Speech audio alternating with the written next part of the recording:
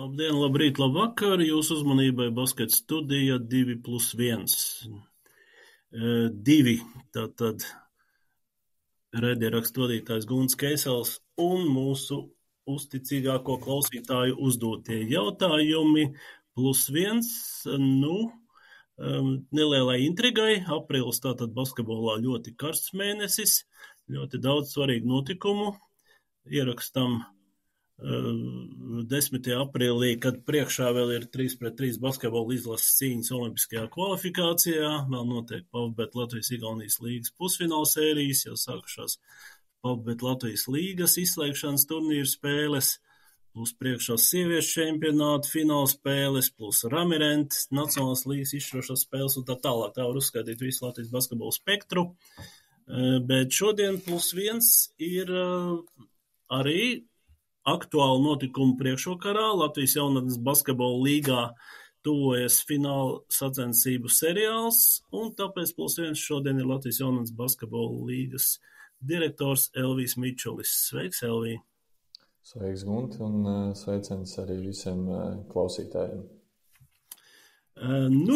Tātad jaunatnes līga aiz muguras ir tā pareiķināsim 3,5 plus 3, 6,5, faktiski 7 mēneši jau pamatturnīra cīņas spēles nesaskaitīsim, ir ļoti daudz, tur būtu jāvēlta kāda stunda apmēram, lai saskaitītu pilnīgi precīzi, jo ne visas ir notikušas, ir arī šādas tāds pārceltās un tā, Bet, kāda šobrīd ir sajūta par sezonas gaitu.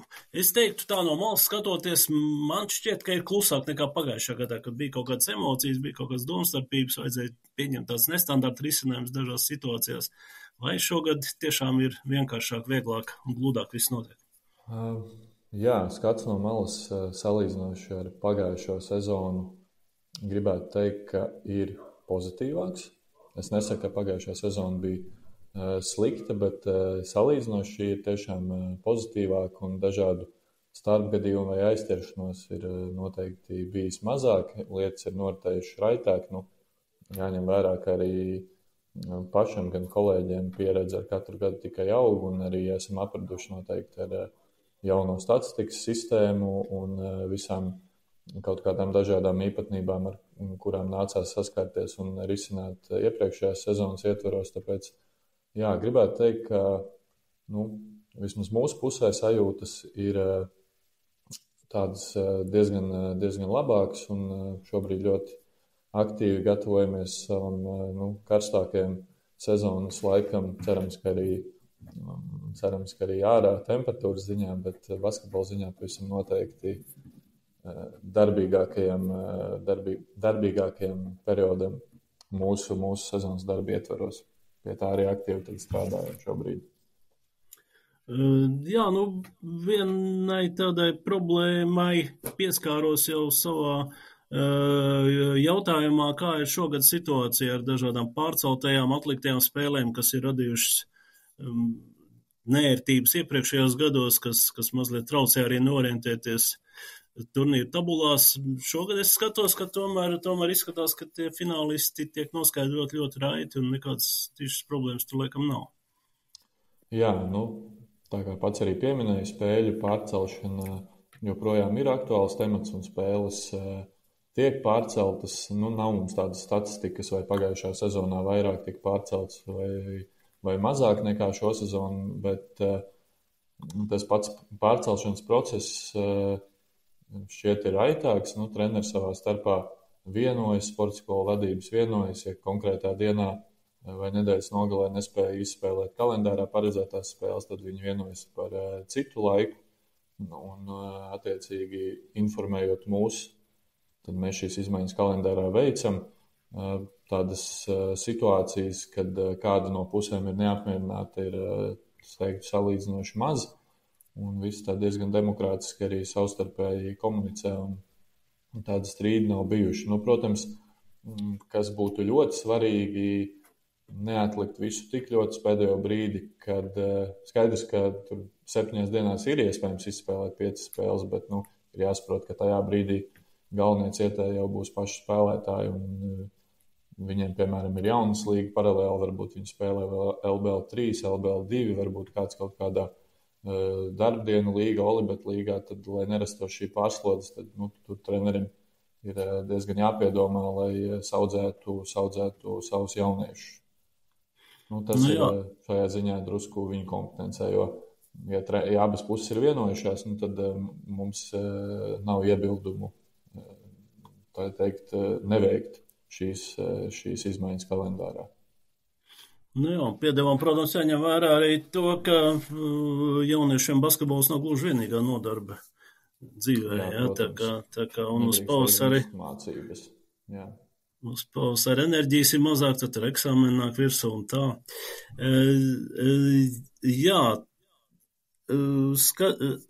Skatoties un sakojot tam, kā kādas pretenzijas varbūt ienāk par statistikas sistēmas darbu un tā, šogad tiešām ir mazāk pārmetumu par to, ka tur tabula nav īsti kārtībā, jo gan šo spēļu ir mazāk, gan arī es saprotu, ka treneri arī raitāk paziņo nospēlēto spēju rezultātus, tur, kur gadījumā kaut kādas problēmas ir bijušas.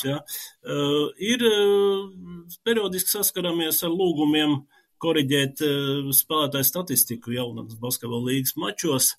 No sistēmas viedokļa, kā tādās reizēs rīkojās līga, kāds ir tas standarts? Es gribētu teikt, ka iespēju robežās un maksimāli visu šādas problēmu situācijas tad mēs arī cenšamies atrisināt un statistikas sistēmā izlabot kaut kādas nepilnības, kas radušās, bet tajā pašā laikā ir, protams, arī jāsaprot, ka visi iesaistītie, kas ir procesā, šajā gadījumā gan spēlētāji, gan sekretariāts, tad ir mācību procesa ietvaros un skaidrs, ka kaut kādas kļūdas var būt. Protams, paldies, ka uz šīm kļūdām norāda, bet arī noteikti aicinātu izturēties ar sapratni un pietāti arī pret šiem cilvēkiem, kas apgūst sekretariāta pienākumus pie galdiņiem. Jāteic, ka arī, es zinu, ka sporta skolās vairākās šie jaunieši arī tiek regulāri izglītot, tāpatās arī no mūsu puses ir bijuši semināri sekretariātam, ne tikai tiesnešiem, un tad viņiem ir iespēja pilnveidoties arī šajā lauciņā. Es zinu, ka profesionālajās līgās ir vesels protokols, kādā veidā tiek veikta statistikas labošana, ja tur ir iesaistīti video, pierādījumiem jābūt un tā tālāk. Jaunas līgā, protams, ņemot vērā lielo spēju skaitu un infrastruktūru un tā tālāk, tas laikam nebūtu īsti paceļams tādā pilnā apmērā, vai ne? Jā, jo spēju skaits tiešām ir milzīgs un katru spēli jau tu neiesi cauri video, vai tiešām ir bijuši šī kļūda vai nav, un tādā ziņā mēs arī uzticamies tiem, kas varbūt šos labojumus iesūta, un, kā jau es teicu, tad iespēja robežās arī visas nepilnības labojumi. Bet, spēļu skaits, protams, salīdzinoši ar citām līgām, jaunas līgā ir ievērojami lielāks, un tā labošanas kārtība, protams, var būt atšķirīga. Jā, sekretariāta kontekstā te ir arī jautājumi no malas par sekretariāta darba apmaksu. Ir nosaukts konkrēta sporta skola. Es viņu tagad neminēšu publiski, pateikšu tev individuāli, bet kā ir, vēlreiz no sistēmas viedokļa, jaunatnes līgas administrācija var kaut ko vispār darīt šādā situācijā? Jā, pirmkārt jau mums nolikumā ir noteikta konkrēta samaksa par sekretariātu darbu, un tad attiecīgi sporta skola arī šo samaksu veids cilvēkiem, kas šo pienākumu izpilda. Tas, ko mēs no savas puses varam darīt, tas noteikti aicināt tad sazināties ar mani, noteikti visvieglāk būtu uzrakstīt e-pastu ar konkrētu sporta skolu, un tad arī vai no primāras sporta skolas vadības sazinātos vai ar atbildīgiem treneriem, un tad mēģināsim šo situāciju risināt un saprast, kas par lietu. Jā, bet es tā savā prātā sāku domāt, ka nav dzirdēts, ka skolēni prasītu un gaidītu samaksu par to, ka viņi izpilda kontroldarbu matemātikā skolas laikā. tas sekretariāta tiesneša pienākumu apgūšana, man liekas, arī tā kā mācību programmā iekļaut, ne? Jā, tas nespeciālists jautājums šobrīd.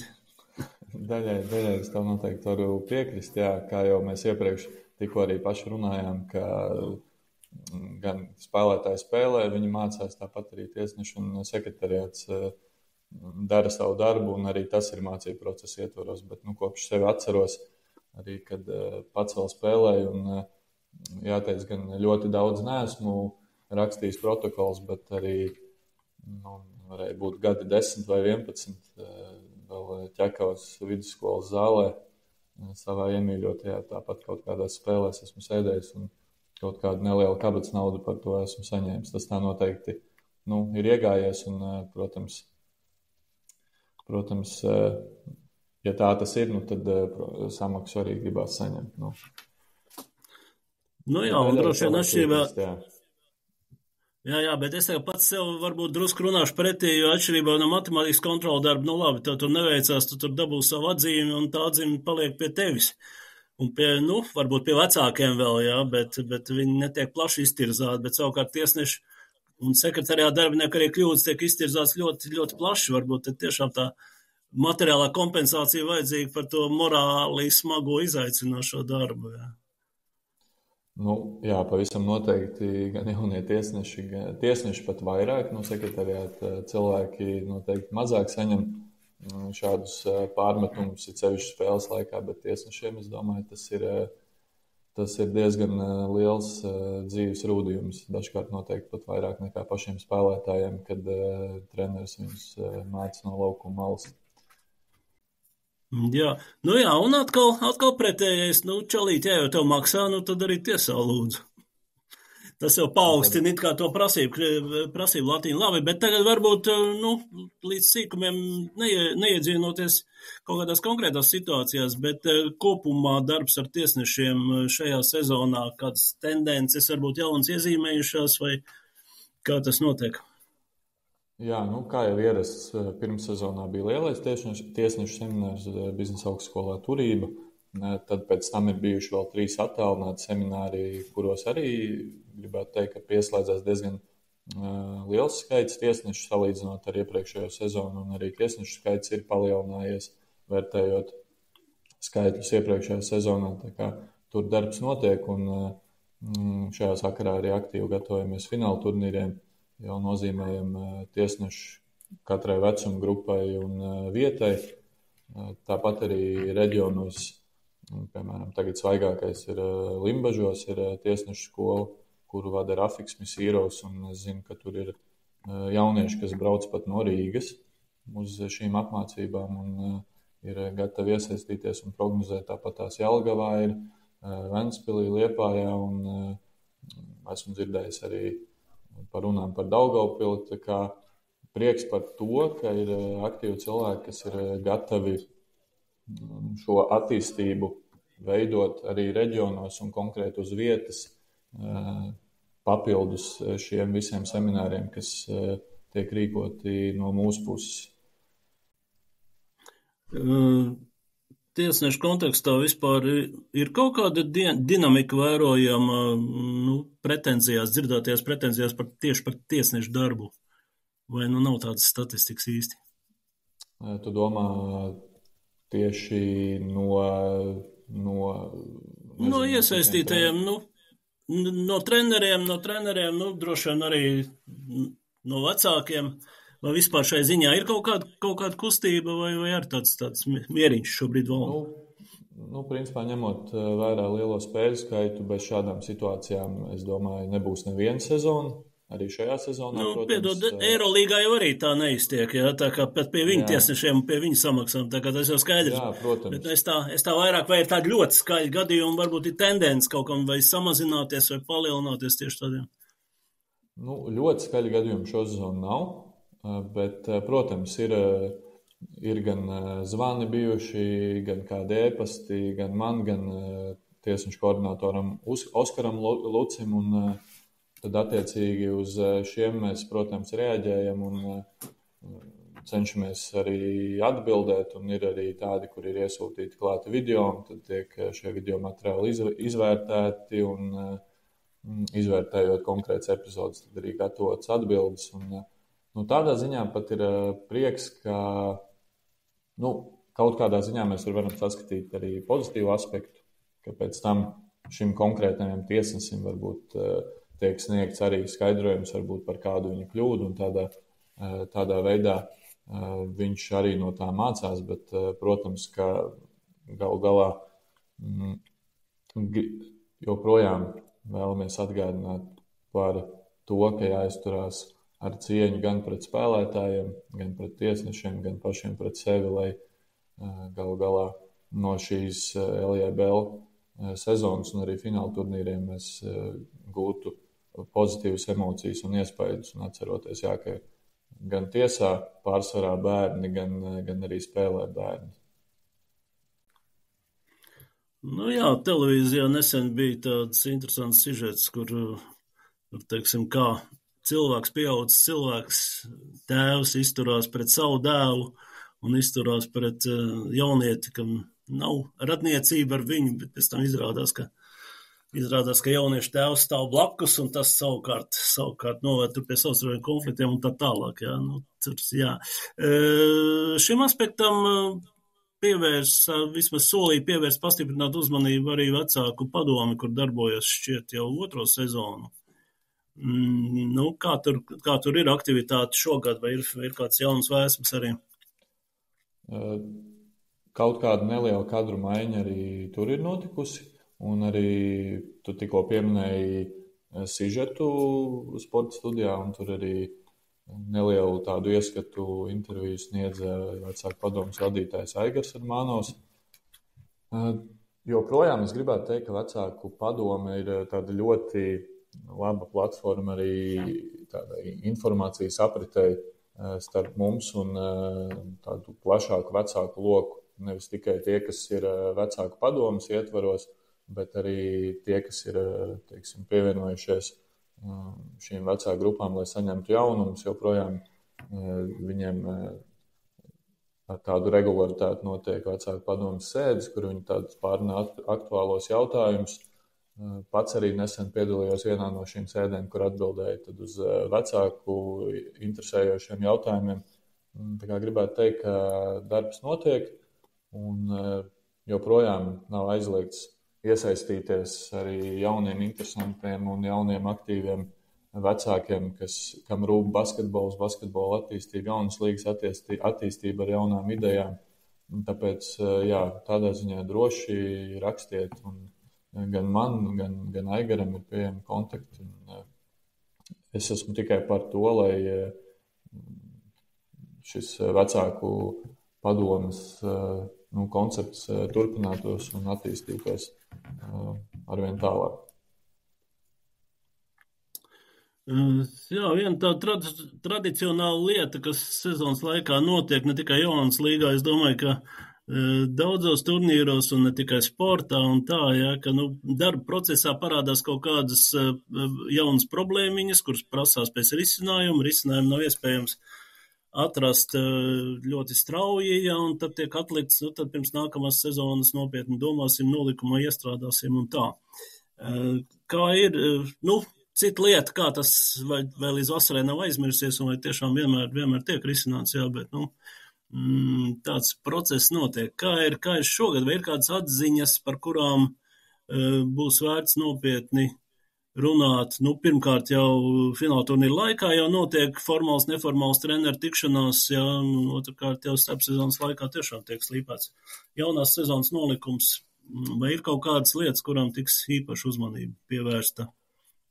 Par jauno nolikumu runājot, es domāju, ka jo ātrāk, jo labāk sākt par to runāt uzreiz beidzoties sezonai. Noteikti būs jārīko jaunatnes komisijas sēde, kur tad attiecīgi komisijas locekļi arī izteiksies, un kādas no kurām būs idejas vai atziņas radušās no šīs sezonas un saistībā ar nākamo.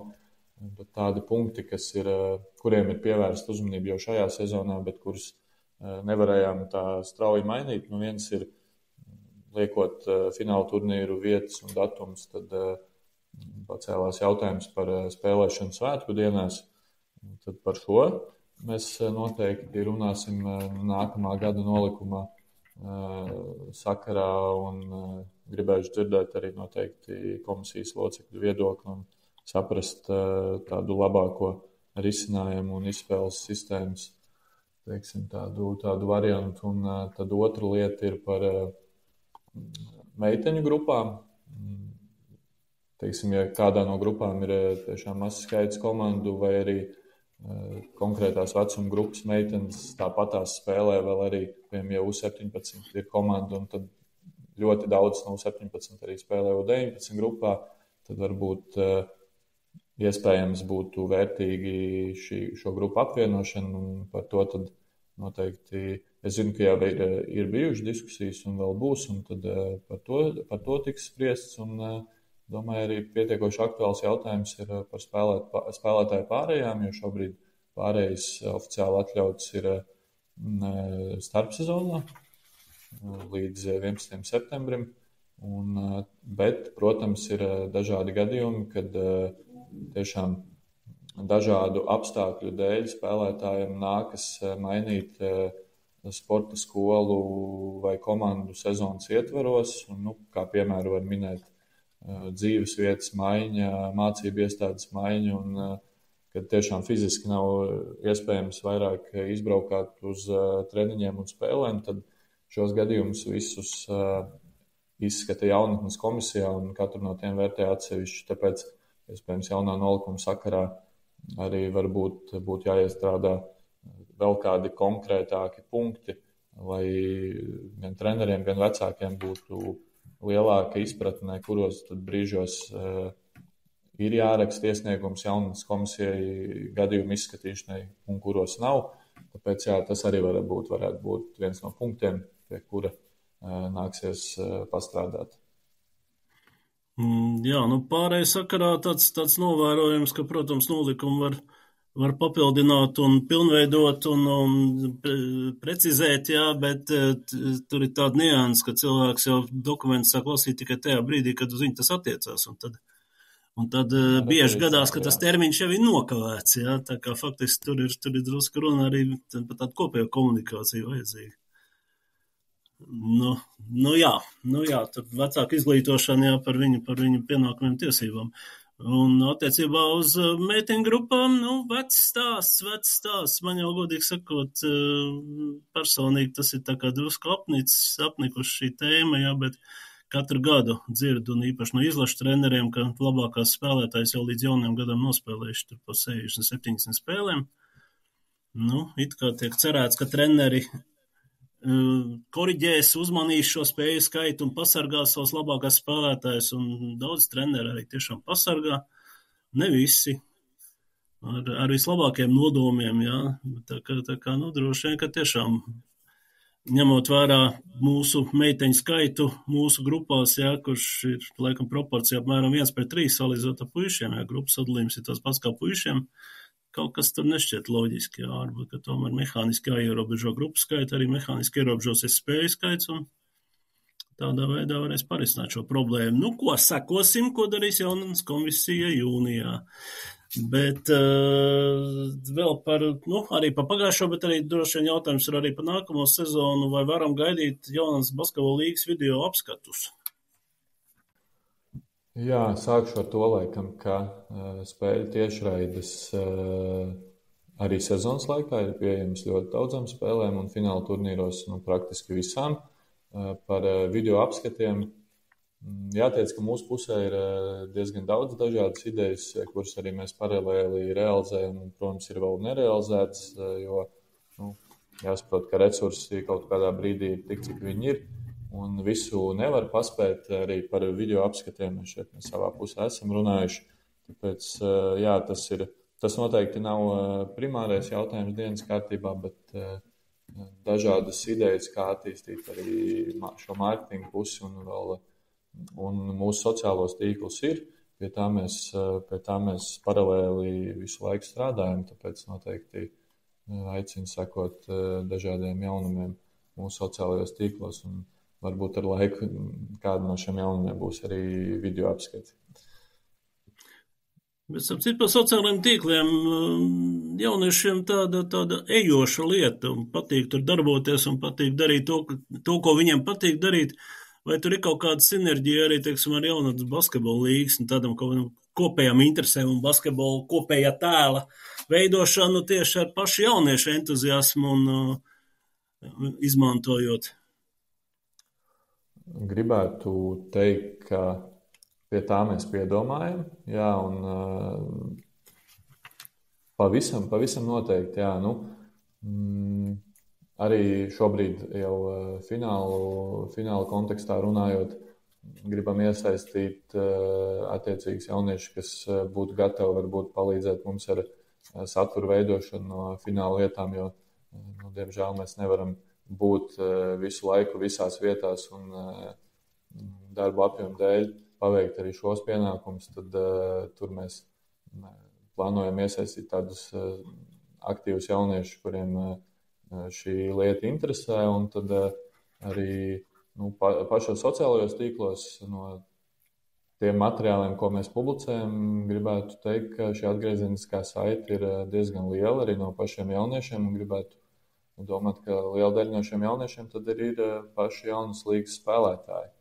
Jā, pavisam noteikti. Tāpēc tas saturs, ko mēs veidojam, arī lielā mērā ir vērsts, lai viņiem būtu interesanti sekot līdzi tai līgai, kur viņi spēlē. Tāpēc, jā. Tie ir dažādi, varbūt konkursi, projekti, dažādi atskati, bildes, video un viss pārējais, jā. Jaunieši ir ļoti aktīvi un atraktīvi tajās tēmās, kas viņus interesē, un tikko tu mēģini to formalizēt, jā, tad tā aktivitāte mēdz mazināties. Tagad tas varētu būt tāds izaicinājums, bet jā. Pieskāries jau vairākas reizes fināla turnīriem, par tiem noteikti vēl parunāsim, bet varbūt īsumā izejam cauri ne tikai jaunas basketbola līgas sportiskai sadaļai, bet arī tam, ko sauc par jaunas basketbola līgas projektiem. Tad pirmie soļi basketbolā, kas šogad ir jau izdarīts un kas vēl tiks darīts? Šogad ir vēl palikusi viena skola, uz kurieni mums jādodas, tās ir Cēsis, un to mēs plānojam izdarīt šajā nedēļā. Vakar bijām Ventspilī, tur mums bija 44 ļoti aktīvi jaunieši, un šis laikam ir viens no tiem projektiem, kas sagādā tādu ļoti lielu prieku un gandarījumu par darbu, kad tu aizbrauc un kad tu redzi, ka tiem jauniešiem ir tiešām ārkārtīgi tādas spilgtas emocijas un liels prieks, ka mēs pie viņiem esam aizbraukuši, iesaistot arī šogad dažādu gan LBL, gan LBL2, Ramirentu līgas spēlētājus, un tā ir tāda ļoti laba atgriezeniskā saite, un pieteikumi uz šo projektu šogad bija vairāk nekā no 40 skolām, un tiešām visi bija centušies, bija gan zīmējuši zīmējumus, gan rakstījuši vēstules, gan filmējuši video, un tad mums bija tāda pašiem sava mini žūrijas komisija, mēs to visu noskatījāmies, un tad izvēlējāmies tās 7 skolas, uz kurām šogad doties. Jā, tas ir viens tāds projekts. Tad, kā jau es arī pieminēju, tiesnešu seminārus gan klātienē, gan attālināti. Protams, arī pirmssezonā bija lielais treneru seminārs, arī biznesa augstskolā turība, un tad jau pēdējās sezonās, ko mēs esam aktualizējuši, ir Latvijas valsts vienību izlašu logos. Ir iespēja apmeklēt vīriešu valsts vienības treniņu arēnā Rīgu, un pēc tam tad arī noklausīties 3 līdz 4 lekcijas. Gan tagad iepriekšējā, kas bija, runāja Oskars Ernšteins, Mārtiņš Gulbis un arī pats Luka Banki, un lika arī treneriem iesaistīties semināru laikā, aicināja uz arēnas Rīga parketa, un tad viņiem bija attiecīgi pašiem, teiksim, jāiet šī aizsardzības rotācija, un Lukas stāstīja, un tas, manuprāt, ir ļoti, ļoti vērtīgi, un prieks, ka liela daļa treneru arī šo iespēju izmanto un tiešām apmeklē šos seminārus. Un tā, kas vēl no projektiem? Iepriekšējos gados bija tāds jauks pasākums kā talantu vai nedēļa vai talantu weekends, talantu spēle. Kas notiek šogad? Talantu spēle, jā. Šogad talantu spēli konceptuāli plānojam uzreiz pēc sezonas. Ir jāsaprot vēl mūsu pusē tas gala datums un jāizrunā iespējams ar vecāko grupu treneriem viņu tāds viedoklis par to, vai šis pasākums tad būtu vēl aktuāls, bet to mēs noteikti vēlamies un gribu teikt, ka arī realizēsim, jo, kopš es strādāju Jaunas līgā, tas arī vienmēr bijis tāds ļoti, ļoti baudāms un pozitīvs pasākums, un tur mums spēlē U19 vecuma grupas jaunieši, tādā veidā varbūt sarīkojot viņiem nelielus tādus izlaidumu svētkus pēdējā Jaunas līgas gadā. Jo gan sporta skolas pašas, visas sporta skolas izvirza savus vecāko grupu, viņuprāt, talantīgākos spēlētājus, un tad mēs izvirzam komandu kapteiņus, un pēc tam ir drafts, tā kā iespēja uzspēlēt sākotnēji tiek dota visiem, un tad attiecīgi, kuri tiek izvēlēti uz to fināla fāzi, jā.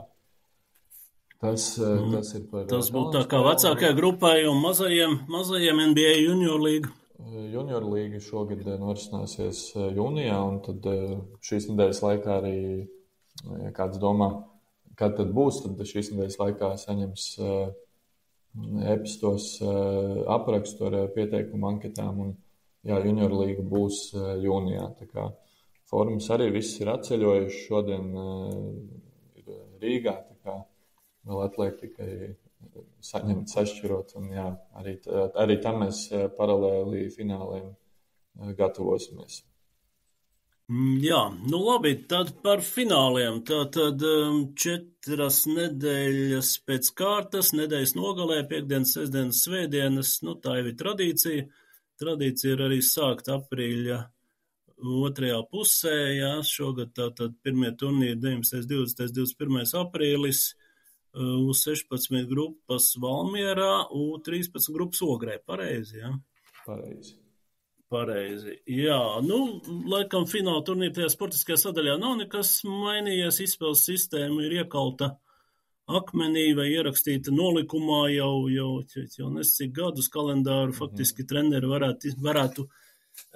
varētu izlobīt paši no iepriekšējā gada pieredzes, bet kalendāri katrā ziņā ir tiklīdz viņi ir apstiprināti, tā viņa basketa mājaslapā ievietot, tur var redzēt. Kāda bija situācija šogad ar fināla turnīru vietu izvēli? Bija konkurss vai vajadzēja pierunāt cilvēkus rīkot un reģionus rīkot šīs sacensības? Pārsvarā jau pierunāt nenākas. Uzrunāts tik tādas vairākas vietas, protams, mēs izvērtējam teiksim, no tabulas viedokļa, kuras komandas tad ir vadošās konkrētā vecuma grupā, un tad attiecīgi šai pilsētai tādā ziņā dažkārt mēdz būt priekšroka uz finālu sacensību konkrētās vecuma grupas turnīru rīkošanu, un tad šī visa komunikācija gan ar treneriem, gan ar sporta skolas vadību, un tad pamazām nonāk līdz šīm 14 vietām. Vietas nav 14, bet līdz 14 grupu tad šīm norises vietām. Protams, ir arī jāskatās no tā viedokļa, vai, ja mēs tur gribam rīkot fināla turnīrus, vai tur būs visām komandām, kas atbrauks, kur dzīvot. Protams, arī par ēšanu nedrīkst aizmirst, arī par video tiešraidēm, un tad visus šos aspektus ņemot vērā, šīs vietas tiek izvēlētas. Piemēram, šogad pirmo reizi fināla turnīrs norisināsies Siguldā. Es domāju, tuvojoties pavasarim, ļoti laba lokācija, gan kur pabaudīt laiku un aizbraukt atbalstīt savas komandas. Tāpēc, jā, tad tāds jauninājums, kas nebija iepriekšējā sezonā, ir U17 un U19 vecuma grupas puišu komandām, ir B divīzijas, tad attiecīgi sauksim to par LJBL kausa izcīņu, kad 6 labākās komandas arī attiecīgi no austrumu, rietumi un centra reģions sacentīsies par otrās divīzijas čempionu titulu arī. Tas ir tāds jauninājums. Protams, arī klasiski, kā jau katru gadu pārspēļu turnīri norisinās paralēli attiecīgās vecuma grupas fināla turnīriem. Kaut kā tā. Jā, par datumiem. Es jau pieminēju, ka ir tradīcija 4 nedēļas pēc kārtas, nekas tur diži nemainās, jā, bet tomēr tās grupas tur palēkā pa datumiem, jo iepriekšējos gados vismaz bija vairāk signāli, ka ir eksāmeni, ir dažādi eksāmeni, tepat uz vietas, teiksim, gan bērns grib stāties ģimnāzijā, jaunāko grupu audzēkņi. Vecāko grupu audzēkņiem tur ar eksāmeniem sakrīt laiki. Ir izdevies šogad izvairīties visi aspekti ņemt vērā, vai? Jā, gribētu teikt, ka šogad šo problēmas nav bijušas. Pagājušajā gadā mums tiešām bija jāveic izmaiņas, lai neaizmirstu par mācību nozīmi un pielāgojoties arī eksāmenu laikiem. Šogad tad saprotu, ka U17 meiteņu grupā ir komandas, kur meitenes, teiksim, 16-gadīgās meitenes grib stāties attiecīgās skolās, un tad viņām būs šie eksāmeni, bet arī to mēs ņemam vērā, un tad maksimāli iespēju robežās pielāgojot kaut kādus spēļu laikus, viņām būs iespēja kārtot šos eksāmenus, bet jā, tā pavisam noteikti nav tāda liela problēma, un tur ar to es zinu, ka viss būs kārtībā. Jā. Kā jau mēs iepriekš pieminējām par šo māja brīvdienu periodu, kur bija izvērtas šās diskusijas, bet, kā jūs teicat, šogad mēs neko nemainījām. Tas ir iespējams jaunā nolikuma sakarā. Šeit būs vieta diskusijām. Respektīvi, stāsts, vai 4. maijā jāspēlē basketbols vai jāsvin baltā galdauts svētki. Un sadurās droši vien divas pieejas, jo basketbols arī ir svētki vecākiem. Varbūt viņi var to izbaudīt sporta zālē. Jā. No vecāku viedokļa, cik es esmu arī parunājis, tad daudziem jau tas nav pirmo gadu, un viņi pat ir priecīgi savā ziņā ar šo svētku sajūtu doties atbalstīt savas komandas, un it sevišķi vēl tā nav vienkārši spēle, bet tas ir fināla turnīrs, kur jau tiek izcīnīts medaļas, un tas piedod tādu papildus emocionāli kaut kādu pienesumu šim brīdim. Jā, un turklāt 3. 5. mājas tas ir U19 grupu fināla spēles, faktiski tāda, jā, tiešām sezonas kulminācija, prestižākās grupas. Bet, jā, protams, no otras puses var saprast, vecākiem varbūt ne katru gadu, bet treneriem, ja katru gadu jābūt svētkos nevis mājās ar ģimenēm, bet jābūt ir ar saviem bērniem, ar saviem audzēkņiem turnīrā. Jā, emocijas var saprast, novēlu atrast risinājumu demokrātiskā veidā, droši vien nevis būs apmierināti, jā, bet šogad tātad, jā, šīs spēles notiek 3. 5. maijs, tas ir Rīgā U19 grupu fināli.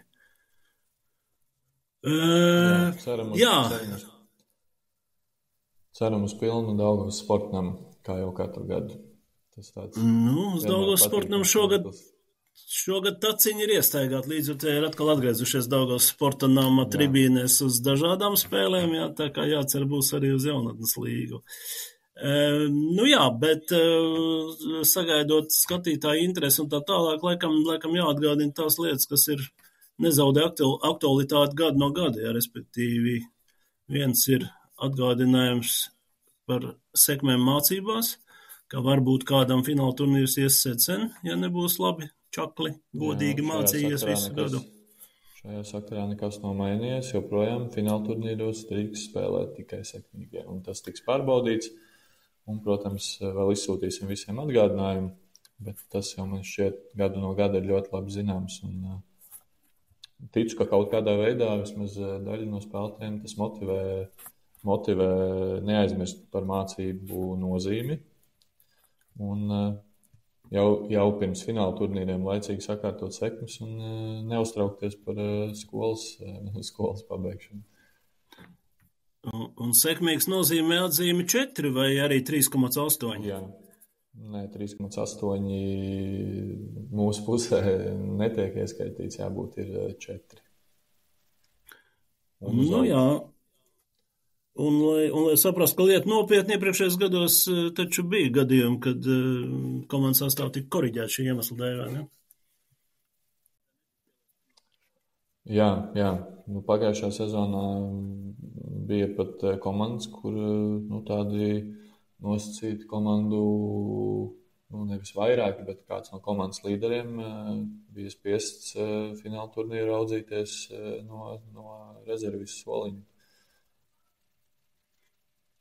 Jā, tāpēc tas var maksāt pietiekoši dārgi tādā jaunas līgas fināla turnīra izpratnē, jā. Tāpēc, labi, es domāju, ka laicīgi. Jā, un laiks vēl ir, jo īsti studenti arī nedēļas laikā var sakārtot lietas pat līdz pirmiem datumiem. Un otra lieta, kas arī atgādināts ir katru gadu, bet katru gadu ir kaut kādas arī mieles pēc tam bijušas, respektīvi emocijas tribīnēs. Atbalstam savējos, nenoniecinam pretiniekus, nenoniecinam tiesnešus un tā tālāk, jā. Kā ir, jāpiemina vēlreiz laikam vecāku padomi, jā, bija pagājušajā gadā iniciatīva ar šo vecāku ētikas kodeksu. Mēs viņu atjaunosim, restartēsim Basket LV, pilnīgi noteikti, vai viņš kaut kur acu priekšā ir.